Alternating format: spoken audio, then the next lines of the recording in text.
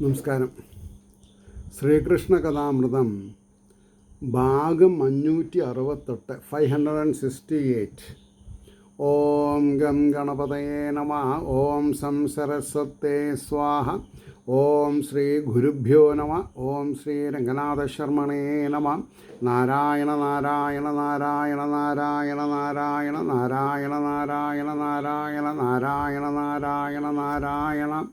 ഓം ശ്രീകൃഷ്ണാർപ്പണമസ്തു. ഓം ശ്രീകൃഷ്ണായ പരബ്രഹ്മണേ നമഃ. ഓം ശ്രീകൃഷ്ണായ പരമാത്മനേ നമഃ.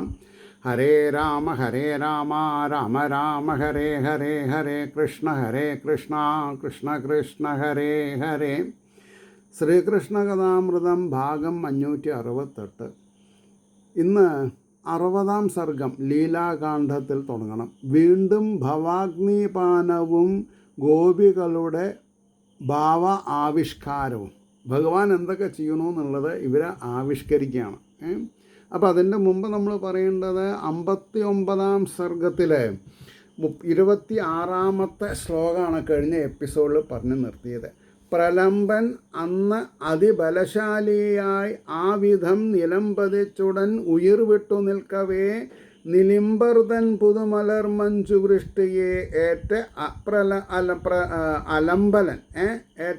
അലംബലൻ തെളിവോടും ഇന്നീ മന്നിതിൽ ഒരു പ്രസ്താവനയാണ് ഉണ്ടായത്.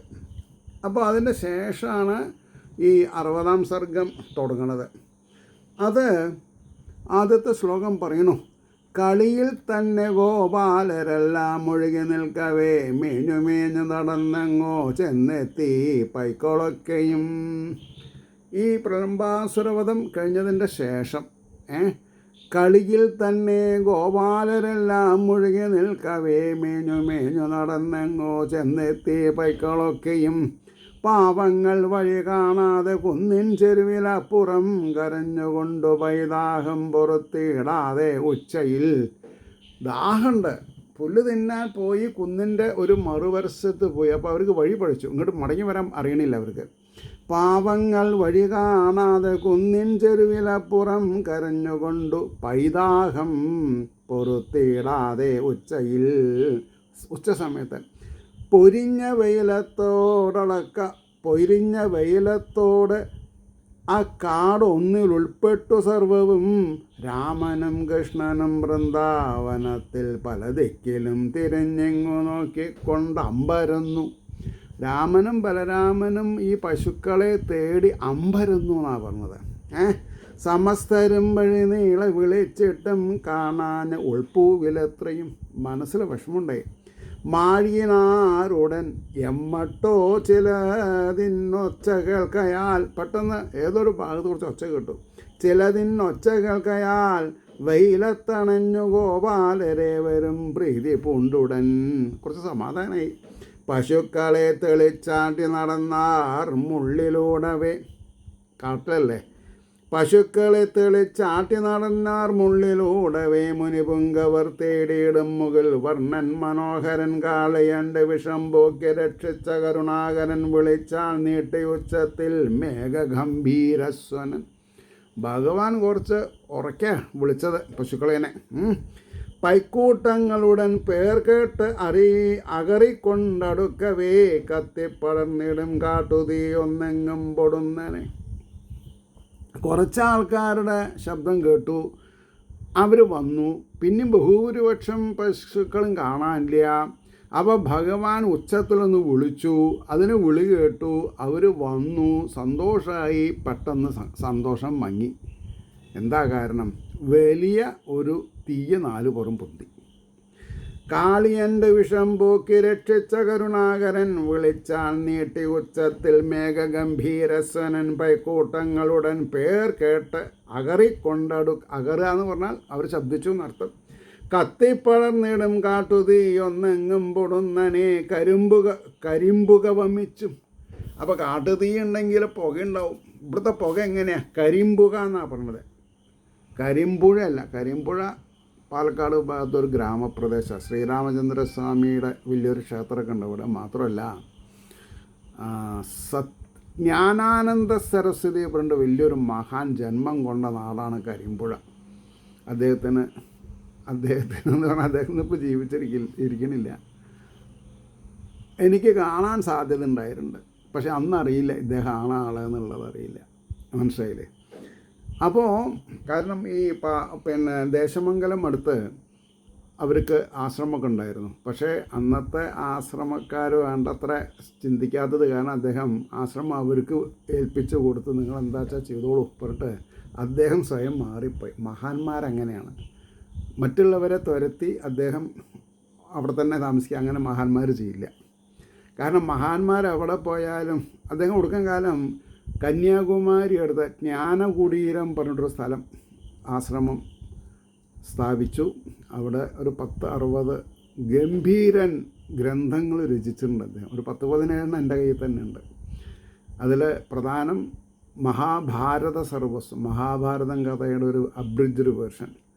പിന്നെ വിവേകാനന്ദ സർവസ്വം, വിവേകാനന്ദൻ്റെ എല്ലാ കൃതികളും കൂട്ടി അതിനെ പറ്റിയിട്ട് അങ്ങനെ ഒരുപാട് ബ്രഹ്മസൂത്രം തർജ്ജമ ചെയ്തിട്ടുണ്ട് അദ്ദേഹത്തിൻ്റെ ഭാഷയിൽ. മാർവലസ് ഫെലോ എന്തോ അദ്ദേഹത്തിനെ ഓർമ്മിക്കാൻ സാധിച്ചു. അപ്പോൾ ഇവിടെ എന്താ ഉണ്ടായത്? കരിമ്പുക വമിച്ചും കൊണ്ട് എത്രയോ പൊങ്ങിടുന്നതായി കാണായി വന്നു, ജഗത്താകെ വിഴുങ്ങാൻ വായിപ്പിളർന്ന പോൽ. അതായത് ഈ ഭൂമിയൊക്കെ നശിക്കുമെന്നുള്ള പേടി, അത്രയും വലിയൊരു തീയെ. 100,000 നാവ് നീട്ടും പ്രലംബൻ്റെ സഖാവൻ ഉള്ളം പിടഞ്ഞും നേരിടും പൈക്കളും ഗോപാലരും. അപ്പോൾ 100,000 നാവ് നീട്ടും പ്രലംബൻ്റെ സഖാവ്, അത് ആ അഗ്നി എന്താ? ഈ പ്രലംബൻ ഇപ്പോൾ കൊന്നൂലോ ഭഗവാൻ ബലരാമൻ. അദ്ദേഹത്തിൻ്റെ ശിഷ്യന്മാരും പിന്നെ എന്താണെന്നാ പറയുക, സഖാക്കളും.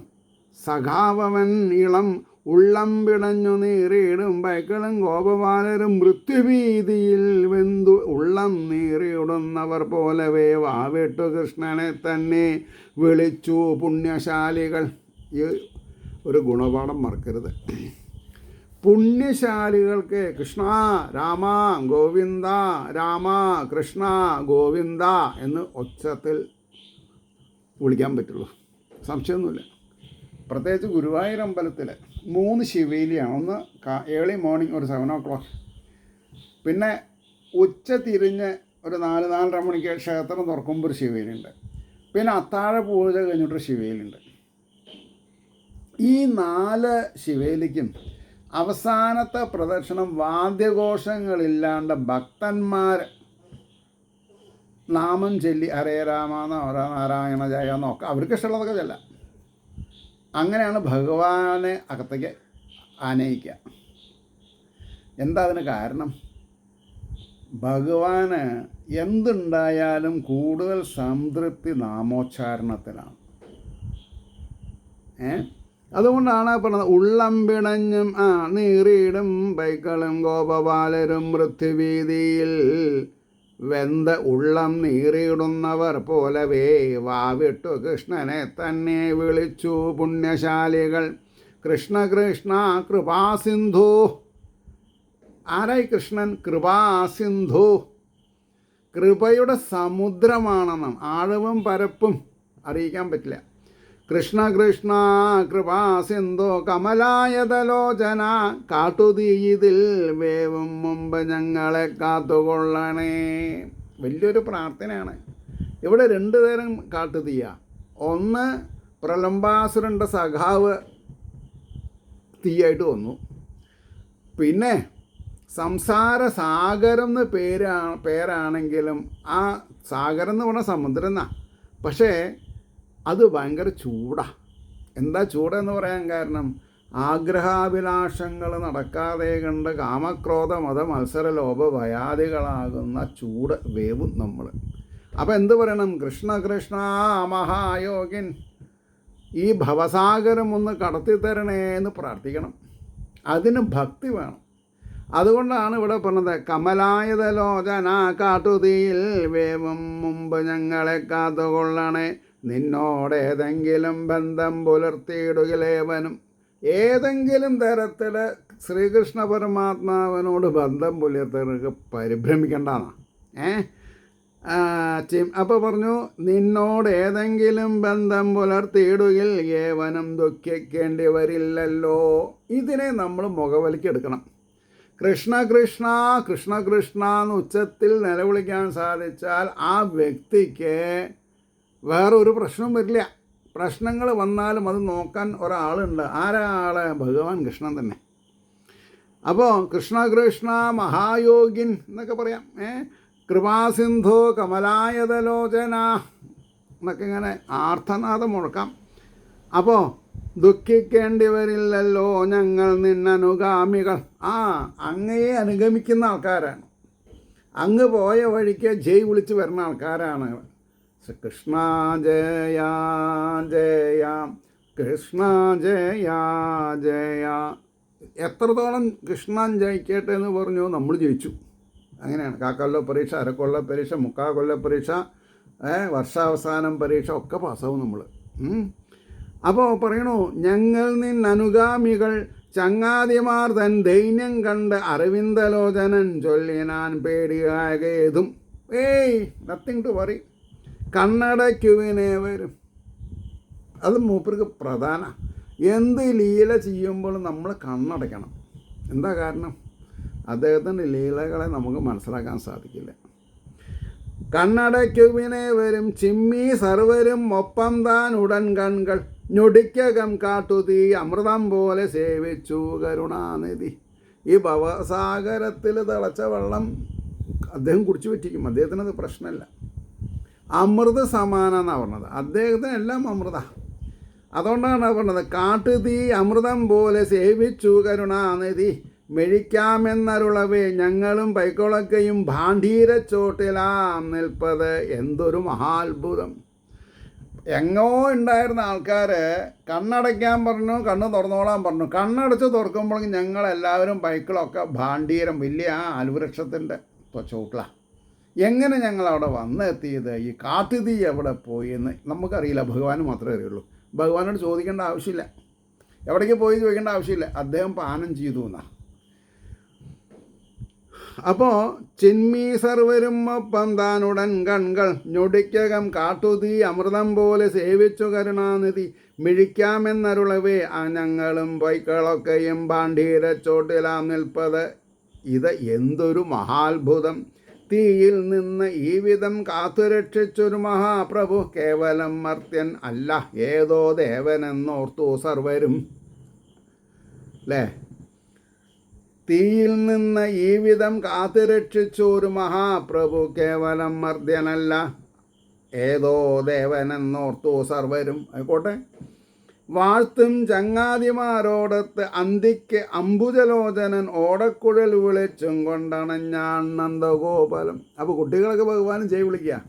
മൂപ്പരൊന്നും കൂട്ടാക്കിയില്ല. മൂപ്പരങ്ങനെ തല ഒന്ന് ചെരിച്ച് പിടിച്ച് കാലൊന്ന് പിണച്ച് കുറച്ച് മധുരമായിട്ട് ഓടക്കുഴൽ വായിക്കും, കുറച്ച് നടക്കും, പിന്നെയും വായിക്കും ഓടക്കുഴൽ. അങ്ങനെ വാഴ്ത്തും ചങ്ങാതിമാരോടത്ത് അന്തിക്ക് അംബുജലോചനൻ ഓടക്കുഴൽ വിളിച്ചും കൊണ്ടണഞ്ഞാൻ നന്ദഗോപാലം.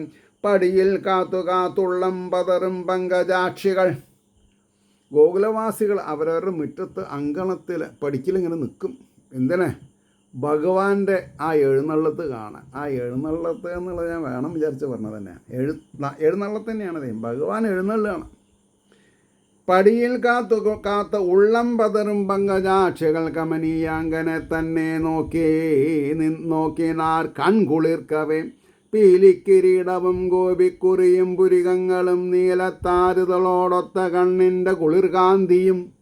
ഭഗവാൻ എന്നോട് നോക്കിയാൽ നമ്മുടെ മനസ്സ് കുളിരണി. കാരണം എന്താ?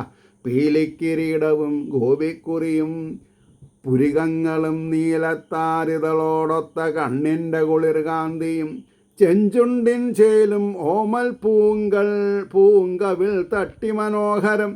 ചെഞ്ചുണ്ടിൽ ചേലും ഓമൽ പൂങ്കവിൽ തട്ടി മനോഹരം മാടിക്കളിക്കുന്ന കുടുക്കടുക്കൻ്റെ വിലാസവും. കുടുക്കടുക്കൻ്റെ വിലാസവും പരന്ന മാർത്തട്ടിൽ മണിപ്പതക്കത്തിൻ തിളക്കവും പരന്ന മാർത്തട്ടിൽ മണിപ്പതക്കത്തിൻ തിളക്കവും കസവേന്തിയ ആ മഞ്ഞപ്പട്ടുടയാടയും ആവിധം ആടിക്കുഴഞ്ഞണയും ആ വരവും സ്മിതഭംഗിയും ആ പുഞ്ചിരി ആടിക്കുഴഞ്ഞണയും ആ വരവും സ്മിതഭംഗിയും കടാക്ഷവും കണ്ടു കോരിത്തെരിച്ചു കമലാക്ഷികൾ. ഇനിയെന്താ കൊണ്ട് പൂമയൊന്നുലയും മണ്ണം സീൽക്കാരമുളവാക്കിയും മുത്തരിയാഞ്ചലം മെല്ലെ നിവർത്തി ശരിയാക്കിയും ഒക്കെ ഭയങ്കര ടിപ്പ് ടോപ്പാണ് പരിപാടി. പൂമയൊന്നുലയും മണ്ണം സീൽക്കാരമുളവാക്കിയും ഉത്തരിയാഞ്ചലം മെല്ലെ നിവർത്തി ശരിയാക്കിയും അളിവർണ്ണനെ ഉറ്റുനോക്കി നിന്നരുൾ ചെയ്താരവർ തമ്മിൽ അന്തിയിൽ. സന്ധ്യാസമയത്ത് ഈ ഓമനക്കുട്ടൻ്റെ വരവ് കണ്ട് ആസ്വദിച്ച് നിൽക്കുന്ന ആ ഗോപസ്ത്രീകൾ തമ്മിൽ പറയണു. എന്താ പറഞ്ഞത്? മധുരിപ്പതു പച്ചയിത്രയും ശരിയായൊന്നു പഴുക്കിലോ സഖി. മൈ ഗുഡ്നസ്, എന്താ ഒരു ഭാവന.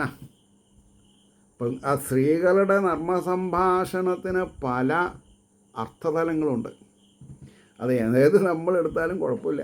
മധുരിപ്പതു പച്ചയിത്രയും. ഇയാളുടെ പ്രായം എത്രയാണ്? 6-7 വയസ്സ്. ആ പരന്നമാർത്തട്ടിൽ മണിപ്പതക്കത്തിളക്കം എന്ന് പറയണ്ടായി. എന്താ അത്? ഒരു പുരുഷനെ ബാലൻ, ഇദ്ദേഹം ബാലനാണ്, എന്നാലും പുരുഷനെ വെല്ലുന്ന പരന്നമാർത്തട്ടിൽ മണിപ്പതക്കത്തിൻ തിളക്കവും കസവേന്തിയ മഞ്ഞപ്പട്ടുടയാടയും മാപിതം. അപ്പം ആ കുട്ടി ഈ ബാലാവസ്ഥയിൽ ഇത്ര മധുരം നമുക്ക് തരണമെങ്കിൽ പരിപക്വാവസ്ഥയായിട്ടൊരു യുവാവുമ്പോഴത്തെ അർത്ഥതലം എന്തായിരിക്കും? ഇത് പുരുഷന്മാർ കേൾക്കാനല്ല, അവർ തമ്മിലാണ് പറഞ്ഞത്. അത് പ്രത്യേകം ശ്രദ്ധിക്കണം. പ്രമോഷയോ. അപ്പോൾ മധുരിപ്പതു പച്ച ഇത്രയും ശരിയായൊന്നു പഴുക്കിലോ സഖി. അതു മട്ടിൽ അതികോമളാങ്കനാം അരവിന്ദാക്ഷനെ ഓർത്ത് നിത്യവും പറവാൻ പണിയാർക്കും ആവിധം പരമാനന്ദം എന്നു ഗോപികൾ. നല്ല വശങ്ങൾ എടുത്താൽ മതി ആ വാക്കുകളുടെ. ചിലപ്പോൾ നമ്മൾക്ക് അഡൾട്ട്സ് ഓൺലി എന്നൊക്കെ തോന്നിയതുകൊണ്ട് കുഴപ്പമില്ല. പക്ഷെ അങ്ങനെയല്ല. അതാണ് കാരണം ഭഗവാൻ നിർവികാരനാണ്. ഭഗവാനെ കണ്ട് ഗോപസ്ത്രീകൾക്ക് വികാരം ഉണ്ടായാൽ അതിൽ അത്ഭുതമില്ല. പക്ഷെ അവരെന്താ പറഞ്ഞത്? മധുരിപ്പതു പച്ച ഇത്രയും ശരിയായൊന്നു പഴുക്കിലോ സഖി. അതുമട്ട് അതികോമളാങ്കൻ അരവിന്ദാക്ഷൻ ആ അരവിന്ദാക്ഷനെ ഓർത്ത് നിത്യവും പറവാൻ പണിയാർക്കും ആവിധം പരമാനന്ദം എന്നു ഗോപികൾ. ഇതി ശ്രീകൃഷ്ണകഥാമൃതേ കലികൽമഷനാശിനേ ലീലാകാണ്ഡേ ഷഷ്ടിതമസർഗ. സർവത്ര ഗോവിന്ദനാമസങ്കീർത്തനം. ഗോവിന്ദ ഗോവിന്ദ. അടുത്തത് 61-ാം സർഗം. വർഷകാല വർണ്ണനം. വൃന്ദാവനത്തിലെ വർഷകാലം എങ്ങനെയായിരുന്നു? പ്രലംബനെ കൊന്നു രാമൻ വിഴുങ്ങി കാട്ടുതീ ഇവൻ. ആരെ? കൃഷ്ണൻ. എന്നെല്ലാം ഗോപിമാരോട് സുധാമാദികളോതവേ. അപ്പം അന്ന് നേരം വെളിച്ചാകുമ്പോൾ അങ്ങോട്ട് പോയിട്ടുണ്ടായ പ്രലംബനെ കൊന്നു രാമൻ വിഴുങ്ങി കാട്ടുതീവൻ എന്നെല്ലാം ഗോപിമാരോട് സുധാമാദികളോതവേ. സർവരും വിസ്മയപ്പെട്ടു നനച്ചാർ ഇവർ കേവലം ഗോപപാലകരല്ല, ഏതോ ദേവന്മാരിങ്ങണഞ്ഞതാം. ഉറപ്പാണ് ഇവർ രണ്ടാളും സാധാരണക്കാരല്ല. ഏതോ ദേവന്മാരാണ്. മനസ്സിലായില്ലേ? അതുകൊണ്ട് അതുനാളൊഴിയൊട്ടാകെ കുളിർക്കും വർഷകാലമായി. അപ്പോഴാണ് നല്ല മഴക്കാലം വരുന്നത്. ആകാശത്തിൻ മട്ടുമാറി വിളങ്ങി മഴവില്ലിനാൽ. ആകാശത്തിൻ്റെ രൂപമൊക്കെ മാറി നല്ല മഴക്കാറായി. ഇടിയും മിന്നലും കാറും കൊണ്ടു വിണ്ണിൽ ദിവാകരൻ മറഞ്ഞു. ആകാശത്ത് സൂര്യൻ മറഞ്ഞു. ജീവൻ ത്രിഗുണങ്ങളാലെന്നതുപോലവേ. മൈ ഗുഡ്നസ്, ഈ വേദാന്തം ഉരുളയ്ക്ക് ഉപ്പേരി പോലെ ഇങ്ങനെ ഇട്ട് കൊടുക്കുകയാണ്. വേണമെങ്കിൽ കഴിച്ചോളൂ, ദഹിച്ചാൽ പറഞ്ഞോളൂ. ഒരു കാര്യം കഴിച്ചാൽ ദഹിച്ചാലല്ലേ അത് പറയാൻ പറ്റുള്ളൂ. അപ്പോൾ ഇടിയും മിന്നലും കാറും കൊണ്ടു വിണ്ണിൽ ദിവാകരൻ മറഞ്ഞു ജീവൻ ത്രിഗുണങ്ങളാൽ എന്നത്. അതായത് ജീവൻ സ്ഫുരിക്കണില്ല, ജീവൻ മായയിൽ മറിഞ്ഞു നിൽക്കണു. ഏതാ അവിടെ മായ? സാത്വിക, രാജസ, താമസ. Hats off to Vyasar. Vyasar എന്താ പറഞ്ഞത്? കാർമേഘത്തിൻ്റെ ഉള്ളിൽ ദിവാകരൻ ഒളിച്ച പോലെ ജീവൻ ഒളിക്കണു. എവിടെ? മനസ്സിൽ ത്രിഗുണങ്ങളാണ് കൂടി നിൽക്കുന്നത്. രജോ ഗുണം, തമോ ഗുണം, സാത്വിക ഗുണം. ആ 3 ഗുണങ്ങളെയും ബാണം കെട്ടി പുറത്തിട്ടാൽ തുര്യാവസ്ഥയാണ്. പിന്നെ ആ തുര്യാവസ്ഥ വന്നാൽ ഈശ്വരനെ കണ്ട് സംസാരിക്കാം. എനിക്ക് കണ്ട് സംസാരിക്കാം എന്ന് പറയാൻ പേടിയാ. എന്താ അങ്ങനെ? സംവെയർ ഇൻ 2002-3 അങ്ങനെ ഒരു പ്രഗത്ഭ പ്രഭാഷകൻ ഞാൻ അറിയുന്ന ഒരു ക്ഷേത്രത്തിലെത്തി. അദ്ദേഹം ഇത്ര മാത്രമേ പറഞ്ഞുള്ളൂ. എന്താ പറഞ്ഞത്? 15 ദിവസം നീണ്ടു നിൽക്കുന്ന 15-10 ദിവസം നീണ്ടു നിൽക്കുന്ന ഈ ഭഗവത്ഗീത യജ്ഞം കഴിഞ്ഞാൽ നിങ്ങൾക്ക് കൃഷ്ണൻ്റെ തോളത്ത് കൈയിട്ട് നടക്കാമെന്നൊരു കാച്ചിൽ കാച്ചി. എടാപ്പാ 3, 4, 5 ദിവസമേ കഴിഞ്ഞിട്ടുള്ളൂ. അദ്ദേഹത്തിൻ്റെ ഭാഷയിൽ അദ്ദേഹം കുബുദ്ധികൾ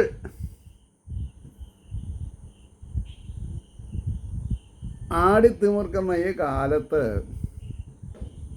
പലതും അർത്ഥവത്തല്ലാത്ത രീതിയിൽ നടക്കണമെന്ന് പറഞ്ഞു. ഇതാർക്കൊക്കെയോ മനസ്സിൽ വിഷമമുണ്ടാക്കി. വൈകുന്നേരം ഇദ്ദേഹം അതെ വൈകുന്നേരം ഇദ്ദേഹം ക്ലാസ് കഴിഞ്ഞ് അദ്ദേഹത്തിൻ്റെ റൂമിൽ പോയി എന്തോ ആഹാരം കഴിക്കാൻ തുടങ്ങുമ്പോഴേക്കും 2-3 കൂട്ടർ ഈ കുബുദ്ധികൾ താനാണ് എന്ന് തെറ്റിദ്ധരിച്ച അയാളുടെ ശിങ്കിടികളും കൂടി അദ്ദേഹത്തിനെ കൈകാര്യം ചെയ്തു. അങ്ങനെ പറഞ്ഞ് കുറച്ച് കഴിഞ്ഞപ്പോൾ എനിക്കൊരു മെസ്സേജ്, എന്നെ ഒന്ന് രക്ഷിച്ചാൽ തിരക്കടില്ല ഇവിടുന്ന്. അന്ന് എൻ്റെ കയ്യിലൊരു മാരുതി ഓമിനിയുണ്ട്. അതെടുത്ത് പോയി ഞാൻ അദ്ദേഹത്തിന് ബോറിവില്ലയിൽ എവിടെ ഒരു സ്ഥലത്ത് കൊണ്ടാക്കി. അവിടെ അവർക്ക് ആദരണീയനായിട്ടൊരാളുണ്ടായിരുന്നു.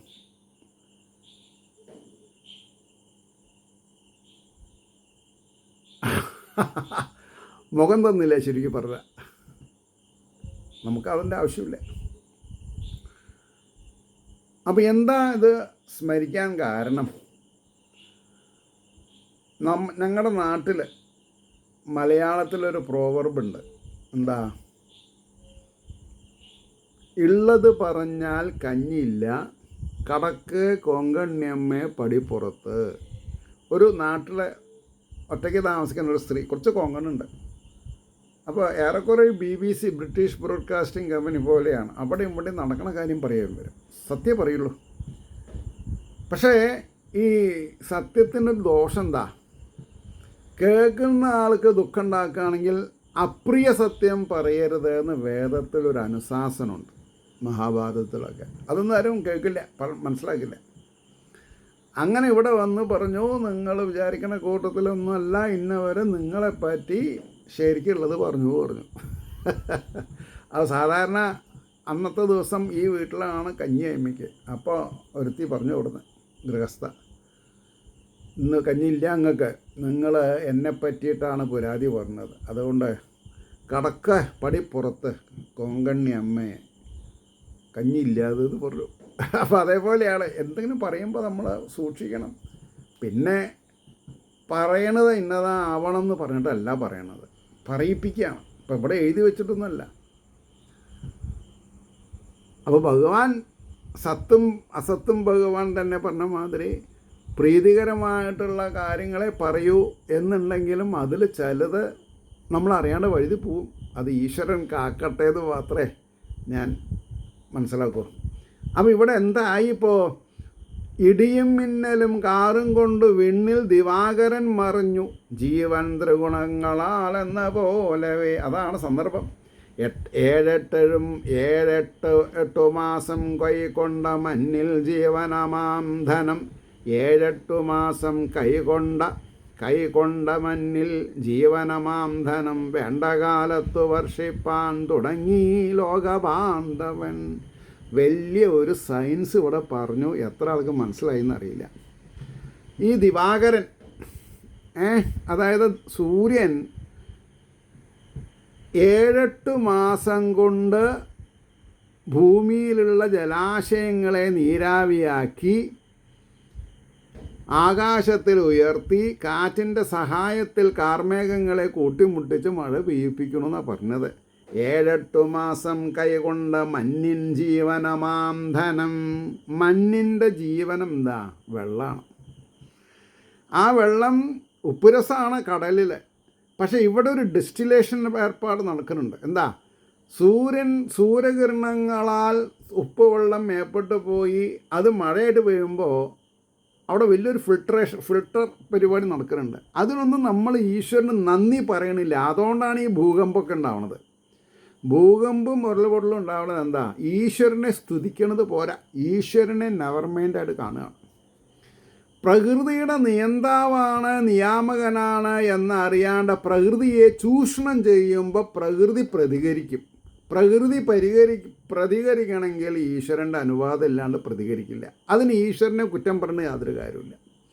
അപ്പോൾ മഞ്ഞിൻ ജീവനമാം ധനം. ഇതിപ്പോൾ ഞാൻ അർത്ഥം പറഞ്ഞിട്ടില്ലെങ്കിൽ പലർക്കും അത് മനസ്സിലാവില്ല എന്നുള്ള ഗ്യാരണ്ടി എനിക്കുണ്ട്. 7-8 മാസം കൈകൊണ്ട മഞ്ഞിൽ ജീവനമാം ധനം. വേണ്ട കാലത്ത് വർഷിപ്പാൻ. ഈ ചാതുർമാസം എന്ന് പറയും, മഴക്കാലം. അപ്പോൾ യോഗീശ്വരന്മാരൊക്കെ ഏതെങ്കിലും ക്ഷേത്രങ്ങളിൽ തമ്പടിച്ച് 4 മാസം താമസിക്കും. 4 മാസം യാത്ര ചെയ്യില്ല. വേണ്ട കാലത്ത് വർഷിപ്പാൻ തുടങ്ങി ലോകബാന്ധവൻ. ലോകത്തിൻ്റെ ബന്ധുവായിരിക്കുന്ന സൂര്യൻ അർത്ഥം പറയണം. തൂമിന്നൽ കൺകളാൽ നോക്കി നെടുവീർപ്പിട്ടു നീരഥം.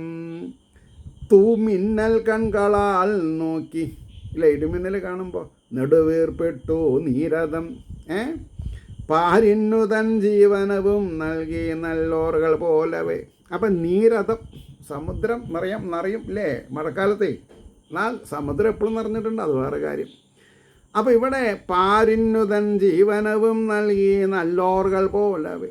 അപ്പോൾ സജ്ജനങ്ങളായാൽ പാരിന്, ഭൂമിക്ക് നല്ല കാര്യങ്ങൾ മാത്രമേ ചെയ്യുള്ളൂ. ഭൂമിയിലുള്ളവർ ലോകർക്ക് കഷ്ടം ഉണ്ടാക്കുന്ന കാര്യങ്ങൾ ചെയ്യില്ല. ലോകർക്ക് കഷ്ടം ഉണ്ടാക്കുന്നത് ആരാ? ആസുരീയ രാക്ഷസീയ ബുദ്ധികളാണ്. ജന്മം മനുഷ്യൻ്റെ ആവും. ഇതിൽ ഇന്ന് ഞാൻ ഭാഗവതത്തിൽ തന്നെ പഠിച്ചൊരു ഭാഗം, കംസൻ്റെ പരാക്രമമാണ് പഠിച്ചത്. അപ്പോൾ അതിൽ പറയുന്നുണ്ട്, മനുഷ്യജന്മം എടുത്ത് ആസുരീയത ഉണ്ടായാൽ അസുരനായി. അല്ലാണ്ട് അസുര സ്ത്രീ പ്രസവിച്ചിട്ടല്ല അസുരൻ ഉണ്ടാവണം. അപ്പോൾ അതേ അങ്ങനെയുള്ള ആൾക്കാരെ കൈകാര്യം ചെയ്യാനാണ് ഭഗവാൻ ഭൂമിയിൽ ആവിർഭവിക്കുന്നത്. പക്ഷേ പെട്ടെന്ന് കംസനായാലും രാവണനായാലും ഭഗവാൻ ഒന്നും ചെയ്യാൻ പറ്റില്ല. അവർ ചെയ്തിട്ടുള്ള തപസ്സിൻ്റെ ഗുണങ്ങൾ, മെറ്റീരിയലിസ്റ്റിക് വേ ഓഫ് ലൈഫ്, അവരതാ ആഗ്രഹിച്ചിട്ടുള്ളത്. കുടിക്കുക, മൈഥുനാദികളിൽ ഏർപ്പെടുക, നല്ല ഫുഡ് കഴിക്കുക, കിടന്നുറങ്ങുക, പിടിച്ചു പറിക്കുക, കണ്ടവരെ പിടിച്ചു പറിക്കുക, സ്വാധീനിക്കുക.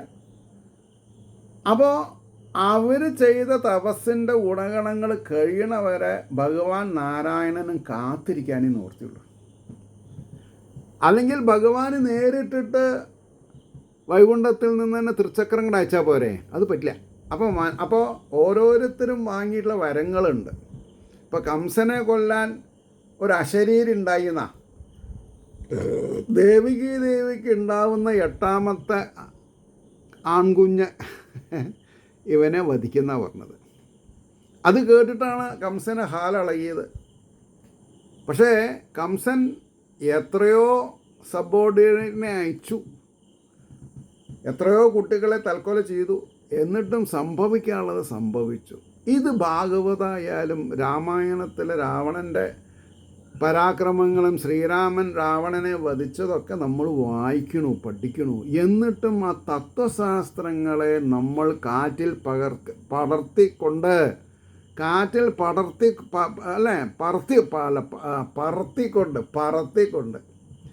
പറത്തിക്കൊണ്ടല്ലേ നമ്മൾ തെറ്റുകൾ ചെയ്യണത്.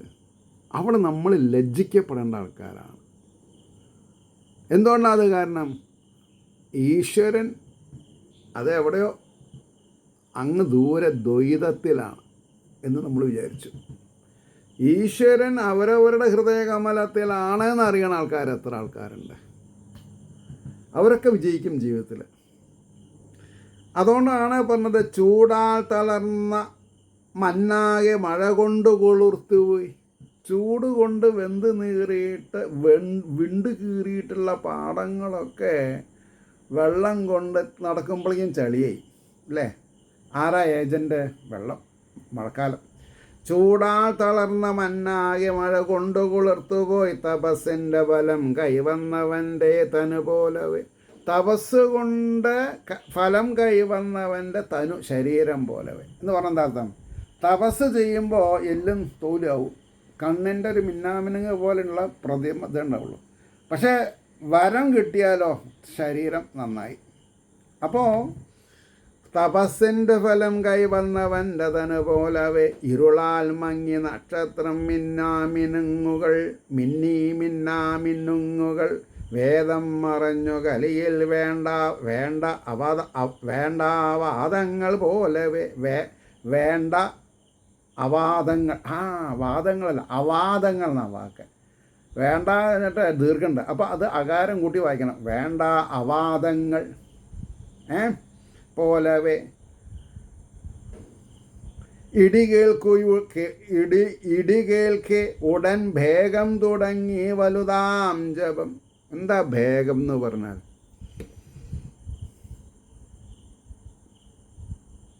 തവള. എന്ത് തുടങ്ങിയെന്നാണ്? തുടങ്ങി വലുതാം ജപം. തവളകൾ നാമം ചെല്ലുക എന്നാണ് പറഞ്ഞത്.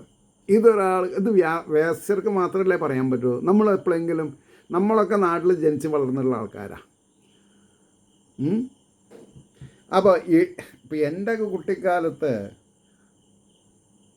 തമിഴ്നാട്ടിൽ നിന്ന് ആൾക്കാർ വന്നിട്ട് ഒരു ടോർച്ച് വയ്ക്കും, എന്നിട്ട് പാടത്ത് കൂടെ തവളകളെ പിടിക്കും, എന്നിട്ട് ചാക്കിലാക്കും, എന്നിട്ട് ഭാരതപ്പുഴയുടെ വക്കത്ത് ഒരു പുളിമുട്ടിയൊക്കെ വെച്ചിട്ട് അതിൻ്റെ തലയും കയ്യും കാലും വെട്ടി മാംസള ഭാഗങ്ങൾ എടുത്ത്, അന്ന് അതിന് വലിയ പേരായിരുന്നു തവള എക്സ്പോർട്ട്. എത്ര പാപ ആൾക്കാർ ചെയ്തിട്ടുള്ളത്, എത്ര ആൾക്കാർ. അത് സെൻ സ്റ്റോറിയിൽ പറയുന്നുണ്ട്. ഒരു യോഗി ഒരു ഫാം ഹൗസിൽ പ്രെയർ ചെയ്യണം. അപ്പോൾ അദ്ദേഹത്തിന് കോൺസെൻട്രേഷൻ കിട്ടില്ല, ഈ തവളകളൊക്കെ ശബ്ദം ഉണ്ടാക്കുക. അപ്പോൾ അദ്ദേഹം ആക്രോശിക്കുകയാണ്, തവളകളെ നിങ്ങൾ കുറച്ച് നേരം മിണ്ടാണ്ടിരിക്കും, ഞാൻ ഭഗവാനായിട്ട് സംവാദം ചെയ്യുകയാണ്. അപ്പോൾ തവളകളൊക്കെ മിണ്ടാണ്ടിരുന്നു. കുറച്ച് കഴിഞ്ഞപ്പോൾ ഭഗവാൻ പറഞ്ഞു, മതിയോ, തൻ്റെ ഒരാളുടെ പ്രാർത്ഥന കേൾക്കാൻ എൻ്റെ എത്ര ഭക്തന്മാരോട് താൻ കീപ് ക്വയറ്റ് എന്ന് പറഞ്ഞു എന്നാണ്. ഈ സെൻ സ്റ്റോറീസ് എന്ന് പറഞ്ഞാൽ ചൈനീസ് പരിഭാഷയാണത്. അവർക്ക് എവിടുന്ന് കിട്ടി? അനാദികളായിട്ടുള്ള ഭാരതീയ തത്വശാസ്ത്രങ്ങളുള്ളത് തന്നെ അവരുടെ ഭാഷയിൽ പറഞ്ഞത്. അത് നമ്മൾ സ്വീകരിക്കും. കാരണം എന്താ? നമ്മൾ വേദങ്ങളും ഉപനിഷത്തുകളും വേണ്ട പോലെ പഠിക്കില്ല. അതാണ് പ്രശ്നം മുഴുവൻ. എന്നിട്ട് അതിന് ആ പേരിൽ സെൻ സ്റ്റോറീസ് എന്ന് പറയും. അപ്പോൾ ഇവിടെ പറയണു 8, 10, 12 ഈ ശ്രീകൃഷ്ണ കഥാമൃതത്തിൽ പറഞ്ഞ ഉപമകളൊക്കെ മഹാഭാരതത്തിൽ സംഭവം ഉണ്ടാവാതെ ഇരിക്കില്ല. കാരണം മഹാഭാരതത്തിൽ ഇല്ലാത്തത് വേറെ എവിടെ ഉണ്ടാവില്ല. നിങ്ങൾ പലതും പറഞ്ഞു കേൾക്കുന്നത് മഹാഭാരതത്തിൽ ഉണ്ടാവുന്ന. അപ്പോൾ വ്യാപ്തി കൊണ്ട് പരന്നത് കൊണ്ടാണ് ഭാരതം എന്നുള്ള പേര് വന്നത്. അപ്പോൾ ഇവിടെ ഇടി കേൾക്കയുടൻ ഭേഗം തുടങ്ങി വലുതാം ജപം. ഇത് മനസ്സിലാക്കുക. ആ ഭേഗം എന്നുള്ളതിന് തവള എന്നുള്ള അർത്ഥം നമ്മൾ മനസ്സിലാക്കും വേണം. ഇവിടെ എഴുതി വെച്ചോളാം, ഇനി ആരെങ്കിലും വായിക്കാൻ യോഗം വരുമ്പോൾ അവർക്ക് ബുദ്ധിമുട്ടുണ്ട്. തുടങ്ങി വലുതാം ജപം പണത്തിനൊച്ചയാൽ മൂഢവിപ്രനെന്നത് പോലവേ.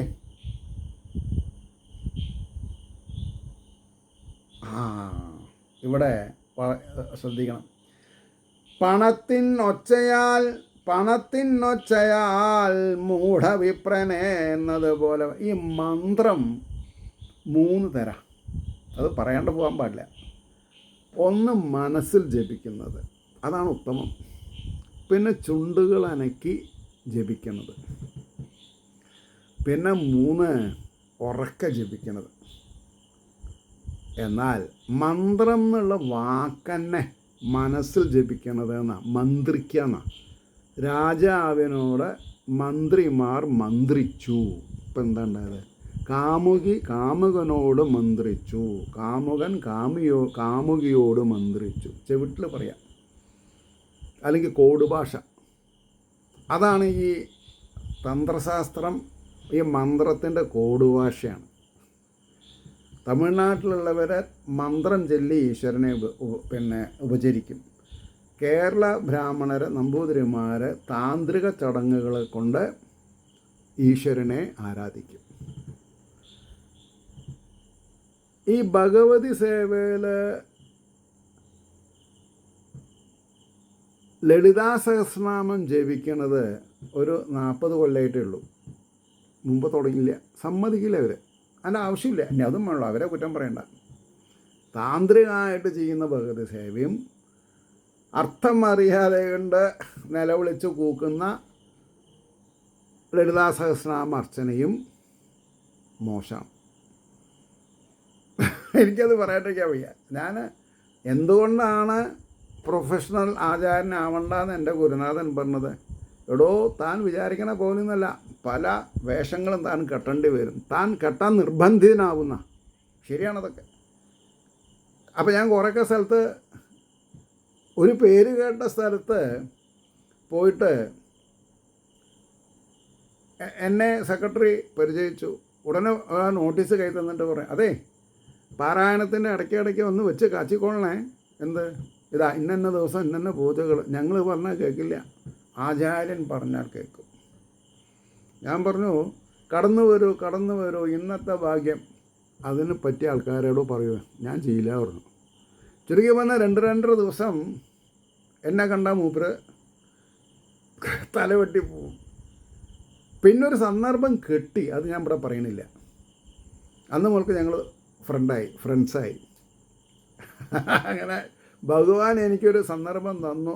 എൻ്റെ എത്തിക്സ് ഇൻ്റലിജൻ്റ് എന്താണെന്ന് എസ്റ്റാബ്ലിഷ് ചെയ്യാൻ എനിക്കൊരു സന്ദർഭം കിട്ടി. അത് ഞാൻ ശരിക്കും ഉപയോഗിച്ചു. ഉടനെ വന്ന് മനസ്സിലൊന്നും വെക്കരുത്, എൻ്റെ അറിവില്ലായ്മ ക്ഷമിക്കണമെന്ന് പറഞ്ഞു അദ്ദേഹം. അത് എൻ്റെ കഴിവല്ല, ഈശ്വരൻ്റെ കഴിവാണ്. ഒരു വേദിയിൽ ഇരിക്കുന്ന ആചാര്യനോട് എന്തേ പറയാവൂ എന്ന് കമ്മിറ്റിക്കാർക്ക് അറിയണം. അപ്പം ഇവിടെ അതാ അവസ്ഥകൾ. എന്താ? പണത്തിനൊച്ചയാൽ മൂഢവിപ്രനെന്നതുപോലവേ. ഇത് ഞാൻ പറഞ്ഞതല്ലല്ലോ, വ്യാസർ എഴുതിയതല്ലേ. എന്താ അത്?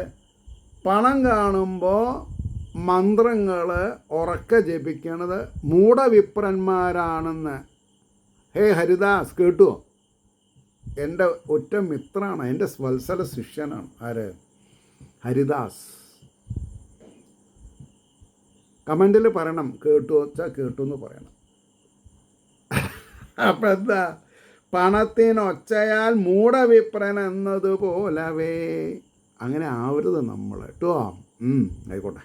അടുത്ത ശ്ലോകം. മഴ പാറ്റകൾ വന്ന് ഉണ്മാനയക്കൊന്നില്ല മർത്തേനെ. അത് ശരിയല്ലേ? മഴപ്പാറ്റകൾ, മഴക്കാലത്ത് പാറ്റകൾ പൊടിയും.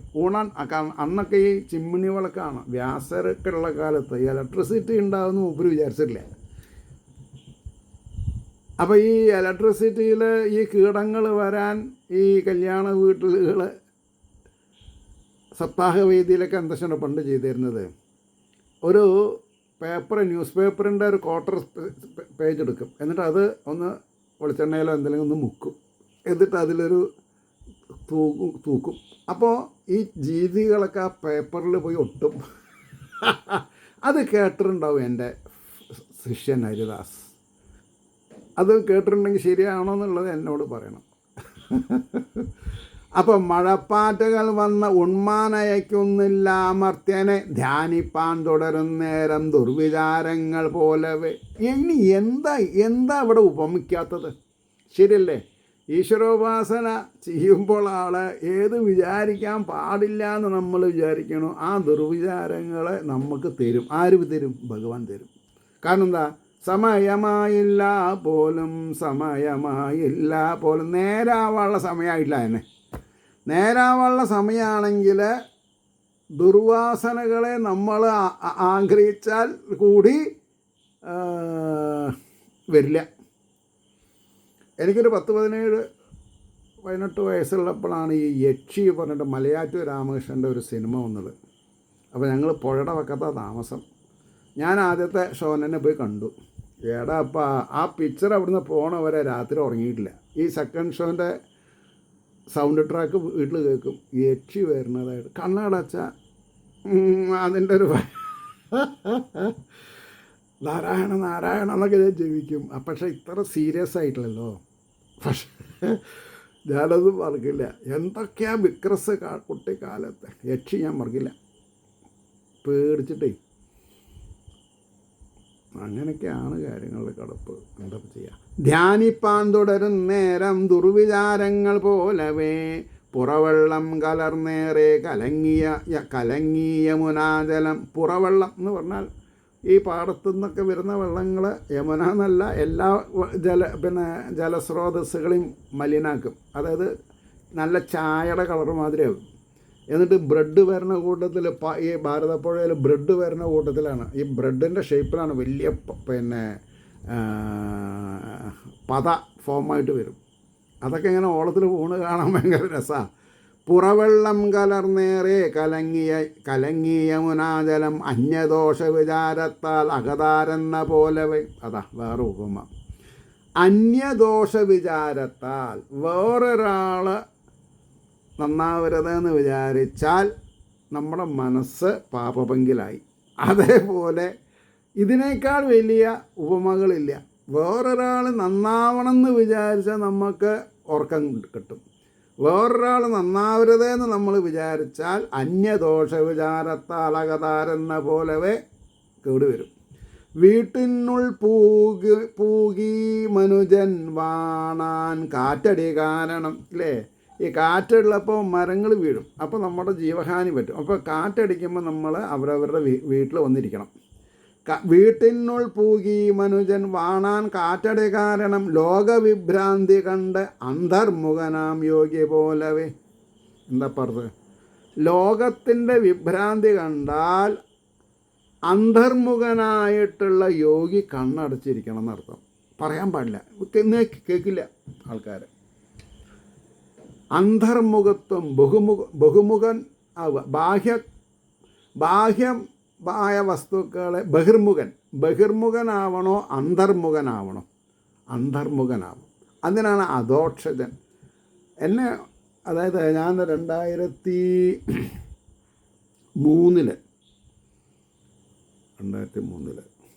അതെ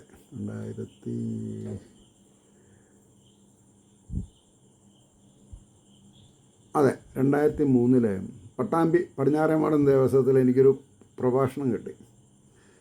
അപ്പോൾ ഞാൻ 1975 ബോംബെക്ക് പോകുന്ന സമയത്ത് കണ്ടു പരിചയമുള്ള ഒരാളും അവരുടെ ഒരു സിൽബന്തി കണ്ടു. അപ്പോൾ ആ സിൽബന്തി എന്നോട് ചോദിച്ചത് അദോഷജൻ എന്ന് പറഞ്ഞാൽ എന്താ ചോദിച്ചു.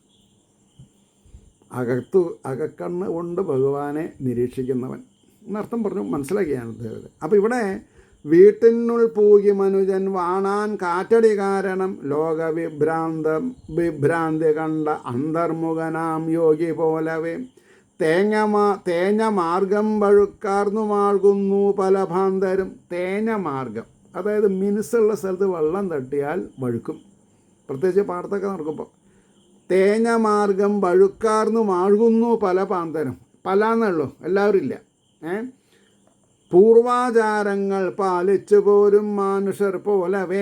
ആ പൂർവാചാരങ്ങളെ പാലിക്കുമ്പോൾ പുതിയ ആൾക്കാർ നമ്മളെ പഴഞ്ചനാന്ന് പറയും. അപ്പം നമുക്കൊരു ദുഃഖം ഉണ്ടാവും. അത് ഏതിന് സമാന്തര? വഴിക്ക് വീണ കൂട്ടത്തിൽ യഥാർത്ഥം വഴിക്ക് വീണത് പ്രകൃത്യ. ഇത് മനുഷ്യന്മാർ ചെയ്യുന്ന പിന്നെ നമ്മളെ കൂട്ടക്കാത്ത ആൾക്കാർ അങ്ങനെ വിചാരിക്കാം. പൂർവാചാരങ്ങൾ പാലിച്ചു പോരും മനുഷ്യർ പോലവേ മഴയേറ്റും അലിഞ്ഞില്ല കരിമ്പാറകൾ 1000. അത് ശരിയല്ലേ? എത്ര മഴ പെയ്താലും മണ്ണ് കുളിരും അല്ല, അതെ, തളിരണിയും എന്നല്ലാണ്ട് കുളിരും എന്നല്ലാതെ കണ്ട് പാറകൾ അലിയില്ല. അതാണ് പറഞ്ഞത്. മഴയേറ്റും അലിഞ്ഞില്ല കരിമ്പാറകൾ 1000 സൽസുഹൃതി കേട്ടും ഒന്നൊന്നും നടിക്കാത്തവൻ പോലവേ. അതിനെ ഇവിടെ എന്തായിട്ടാണ് ഉപമിച്ചിരുന്നത്? സൽസൂക്തി കേട്ടു ഒന്നൊന്നും നടിക്കാത്തവർ പോലവേ. സൽസൂക്തികൾ കേട്ട് മനസ്സ് നിർവികാരം പ്രാപിച്ചാൽ അവർക്ക് ആര് മരിച്ചാലും എന്ത് നഷ്ടം വന്നാലും അവർ ശോകം അവർക്ക് വരില്ല. കാരണം എന്താ? പാറ പോലെ ഉറച്ചു. സ്ഥിതപ്രജ്ഞ. ഈ ഒരു അധ്യായം എനിക്ക് വളരെയധികം മേലെ നിൽക്കും വേദാന്തത്തിൽ. കാരണം എല്ലാം എന്താ പറഞ്ഞത്? വർഷകാല വർണ്ണനാണ്. മനസ്സിലായില്ലേ? അപ്പോൾ മഴയേറ്റും മലിഞ്ഞില്ല കരിമ്പാറകൾ 1000 സൽസൂക്തി കേട്ടും ഒന്നൊന്നും നടിക്കാത്തവർ പോലെ. എന്താ വേണ്ടത്? ഭാഗവതം പഠിച്ചാൽ ഇങ്ങനെ പഠിക്കണം. താണമാർഗത്തിൽ നീർത്തിങ്ങി നിന്നിടുന്നു. താണനിലത്തെ നീരോടും. അപ്പോൾ ഈ ഇടവഴിയിലൊക്കെ ചിലപ്പോൾ വെള്ളത്തിൽ കൂടെ നടക്കേണ്ടി വരും. 2 ഭാഗത്തും വേലി ഉയർന്നതാവും, തിട്ടുണ്ടാവും. അപ്പോൾ വെള്ളം കെട്ടി നിൽക്കണം. താണമാർഗത്തിൽ നീർ തിങ്ങി നിന്നിടുന്നു വിനീതരെ കടന്നു ചെന്ന് ആക്രമിക്കും ജഡന്മാരെന്ന പോലവേ. അവിടെ ഞാനൊരു 3 അക്ഷരം എഴുതി വെച്ചു. ഓ മൈ ഗോഡ്, എന്താ ചെയ്യാൻ? നോക്കൂ. താണമാർഗത്തിൽ നീർ തിങ്ങി നിന്നിടുന്നു വിനീതരെ കടന്നു ചെന്ന് ആക്രമിക്കും ജഡന്മാരെന്ന പോലവേ. നമ്മൾ കുറച്ച് വീണ് താണു നിന്നാൽ എല്ലാവരും നമ്മളെ തലയിൽ കയറും. അത് സത്യം. അത് കുടുംബത്തിലാണെങ്കിലും വീട്ടിലാണെങ്കിലും ഔദ്യോഗിക കാര്യത്തിലാണെങ്കിലും ശരി. ഇവിടെ എനിക്ക് ഓർമ്മ വന്നത് 2007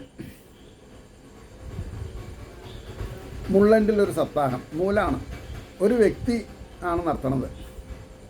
അപ്പോൾ ഒരു പരിചയമില്ലാത്ത ഒരാളെ വായനയ്ക്ക് പേര് കേട്ട ഒരാൾ ഒരു റെക്കമെൻഡേഷനിൽ വിളിച്ചതാ. അപ്പോൾ പൂജകനും പേര് കേട്ട ഞാൻ ആദ്യമായിട്ട് പരിചയപ്പെട്ട ആളാണ്. പക്ഷേ ഈ രാമായണ മാസം കഴിയുമ്പോൾ അന്ന് ദോംബിവിലിയിൽ ഒരു എന്താ പറയുക, ഈ അഭിഷേകമാകുമ്പോൾ മൂർത്തിക്കൊരു അഭിഷേകം വേണം, ഒരു ആരാധന, ഒരു കർപ്പൂര വീണൊക്കെ വേണം. അപ്പോൾ ഞാൻ ഈ പൂണൂലില്ലാത്ത ആളാണ്. അപ്പോൾ ദോംബിവിലിയിൽ ബ്രാഹ്മണർ കുറച്ച് ജാസ്തിയുണ്ട്. അപ്പോൾ 4 ആളവിടെ ശാന്തിക്കാരുണ്ട്. അപ്പോൾ ഞാൻ പറഞ്ഞു, ഒരു ഈ അഭിഷേകം ഒന്ന് ശംഖതീർത്ഥം ഒഴിച്ച് വിഷ്ണു വിഗ്രഹത്തിന് ഒരു മാലയൊക്കെ ഇടിച്ച് 2 അർച്ചന ചെയ്ത് ഒന്ന് ദീപാരാധന കാണിച്ചാൽ തർക്കമില്ല. അത് ഞങ്ങൾ ചെയ്യില്ല വന്നു. കാരണം എന്താ, എനിക്ക് മനസ്സിലായി ചെയ്യില്ല എന്ന് പറഞ്ഞപ്പോൾ.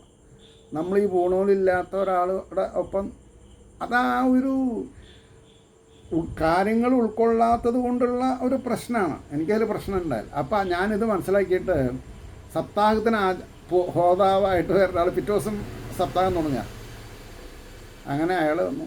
അപ്പോൾ അയാൾ എന്നോടൊരു കാര്യം പറഞ്ഞു. എന്താ, ഞാൻ അങ്ങ് പറഞ്ഞത് കേട്ട് നടക്കും, എനിക്ക് അങ്ങനെ ബഹുമാനമുണ്ട്. പക്ഷേ ഈ വരണ ആളുണ്ടല്ലോ, അത്ര മുഖവലിക്ക് എടുക്കണ്ട. ചിലപ്പോൾ ചെറിയ കൺസെഷൻ കൊടുത്താൽ വലിയ കൺസെഷൻ ഉപയോഗിക്കുക ആൾ. ഞാൻ ഭാഗവതാണ് സത്യം. ഇപ്പം കാലം എത്രയും ഏറെക്കുറെ അത് 17 കൊല്ലം മുമ്പ് നടന്ന കാര്യമാണ് പറഞ്ഞത്. പറഞ്ഞ പോലെ ഒരു ദിവസത്തിന് മൂപ്പര് സാങ്ഷൻ വാങ്ങി. പിന്നെ എല്ലാ ദിവസവും മൂപ്പര് വഴികെട്ടേ വരുള്ളൂ. അപ്പോൾ ഞാൻ തന്നെ വിഷ്ണു സഹസ്രനാമം ജപിക്കും, ഞാൻ തന്നെ പാരായണം തുടങ്ങും. ഏറെക്കുറെ പകലത്തെ ആദ്യ സ്ലോട്ട് പാരായണം കഴിയാറാകുമ്പോഴേക്കും മൂപ്പര് വരും, കുങ്കുമപ്പൊട്ടും വേഷ്ടിയൊക്കെ ആയിട്ട്. അപ്പം ഇതെല്ലാം താൻ അനുഭവിക്കണ്ടെന്ന് പറഞ്ഞിട്ടാണ് എൻ്റെ അടുത്ത് ഗുരുനാഥൻ പറഞ്ഞത് ഡോൺ ബിക്കം എ പ്രൊഫഷണൽ എന്ന് പറയാൻ കാരണം. അപ്പോൾ എന്താ ഈ അപ്പോൾ പറഞ്ഞു, വിനീതരെ കടന്നു ചെന്നാക്രമിക്കും ജഡന്മാരെന്ന പോലവേ എന്ന് പറയാനാണ് ഇത്രയൊക്കെ പറയേണ്ടി വന്നത്. ഞാൻ അവിടെ നിർത്തുകയാണ്. ഏവർക്കും ശ്രീഹരിയുടെ അനുഗ്രഹാശിസ്സുകൾ നിർലോഭം ഉണ്ടാവട്ടെ എന്ന് പ്രാർത്ഥിച്ചുകൊണ്ട് വാക്കുകൾ ഉപസംഹരിക്കുന്നു. നാളെ കാണാം.